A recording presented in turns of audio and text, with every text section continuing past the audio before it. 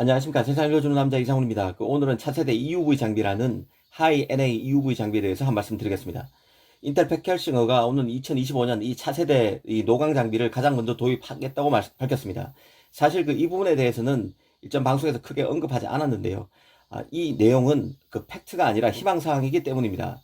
인텔이 2나노 공정 개발에 무난하게 성공한다면 이 차세대 EUV 장비인 하이 NA EUV를 가장 먼저 도입할 수 있을 것입니다. 하지만 지금처럼 TSMC 삼성이 인텔을 계속 앞서게 되면 인텔의 발표는 공수표에 그치게 됩니다. 즉 누가 미세 공정에서 성과를 내느냐 싸움이지 발표를 하고 안 하고의 문제가 아니란 뜻입니다. 그런 맥락에서 인텔이 언급한 하이 NA EUV를 살펴보는 것도 의미 있을 것 같습니다. 기본적으로 EUV 장비는 노광 장비입니다. 실리콘 웨이퍼 위에 빛의 파장을 활용해서 회로를 그리는 데 사용합니다. EUV 공정 이전에는 불화아르곤 ARF라고 하죠. 불화아르곤 공정을 활용했었는데 이 강원 파장이 193나노에 달했습니다. 그러다 보니 ARF 공정을 활용해서 10나노대 미세 회로를 그리려면 복잡한 회로를 여러 부분으로 나눠 겹쳐서 그리는 복잡한 멀티 패터닝 과정이 꼭 필요했습니다. 하지만 EUV 장비는 파장 길이가 13.5나노미터에 불과한 극자외선을 씁니다. 그래서 공정 횟수를 줄이고 시간과 비용도 줄일 수 있습니다. 2에서 5나노에 이르는 초미세 공정이 가능해집니다. 이렇게 되면 이 반도체의 크기가 줄고 에너지 소모도 줍니다. 칩의 성능은 높아지고 웨이퍼 한 장으로 더 많은 칩을 만들 수 있어서 생산성을 높일 수 있습니다.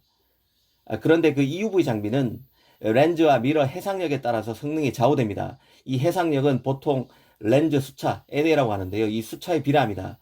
이 NA 수차의 수치가 높으면 해상력이 더 올라가서 빛이 더욱 선명해지고 보다 미세한 반도체 회로 구현이 가능해집니다. 현재 EUV 장비 수차는 0.33 수준인데요. 이 ASML은 이 차세대 EUV 장비를 통해서 이 수차를 0.55까지 끌어올리기 위해서 노력 중에 있습니다.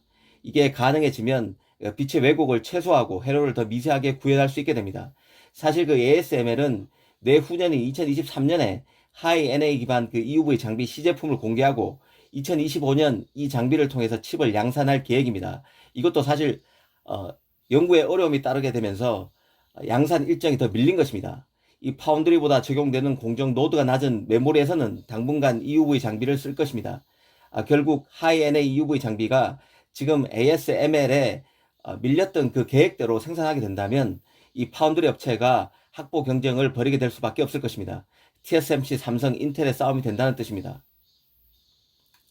여기서 파운드리와 ASML의 관계를 한번 따져보는 것도 재밌을 것 같은데요. 일전에 독점 기업의 경우는 이 독점 회사가 만드는 제품의 수요 기업들이 지분 투자를 하는 경우가 많다는 말씀을 드린 적이 있습니다. 한쪽에서 독점 기업을 인수하는 그림은 현실화되기 어렵습니다. 그만큼 수요 업체 간의 견제가 서로에 대한 견제가 극심하다는 뜻입니다. 그런 맥락에서 일전에 엔비디아, GPU 업체 엔비디아의 반도체 AP 업체 ARM 인수가 어렵다는 점도 짚어드렸습니다. 실제로 그렇게 돌아가고 있습니다.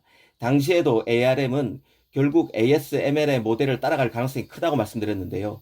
ARM을 파는 것 자체가 어렵다는 뜻입니다. 소프트뱅크처럼 전혀 반도체와 무관한 사업을 하는 거대한 기업이 인수하지 않는 이상 ARM의 인수는 한 기업의 ARM 전체를 먹는 그림은 생각하기 어렵습니다. 실제 ASML은 기업 성장 과정에서 인텔, TSMC, 삼성의 지분 투자를 받은 적이 있습니다. 인텔의 경우는 ASML 지분을 15%가량 투자했었고 TSMC는 5%, 삼성은 3%를 각각 사들였었는데요. 이후에 TSMC는 지분을 전량 매각했습니다. 그래서 지금 지분이 전혀 없습니다. 반면 인텔은 12%의 지분을 팔아서 아직 3%가량 갖고 있고 삼성도 절반을 팔아서 1.5%의 ASML 지분을 들고 있습니다. 사실 EUV로 이 반도체를 가장 먼저 양산한 것은 7나노에 최초로 이 장비를 적용했던 삼성이었습니다. TSMC는 6나노부터 적용했죠. 하지만 현재는 TSMC가 미세 공정에 가장 앞서 나가면서 EUV 장비 확보에서도 가장 앞서 나가고 있습니다. ASML의 최대 고객으로 TSMC가 거듭났다는 뜻입니다. 앞으로 인텔, 마이크론, 하이닉스 등도 EUV 장비로 칩을 만들게 될 것입니다. 인텔이 이번에 하이 NA EUV 장비를 가장 먼저 도입할 것이라고 얘기했지만 길고 짧은 것은 대봐야 합니다. 그리고 현재로선 짧은 쪽은 인텔입니다. 오늘은 EUV 장비에 대해서 알아봤습니다. 감사합니다.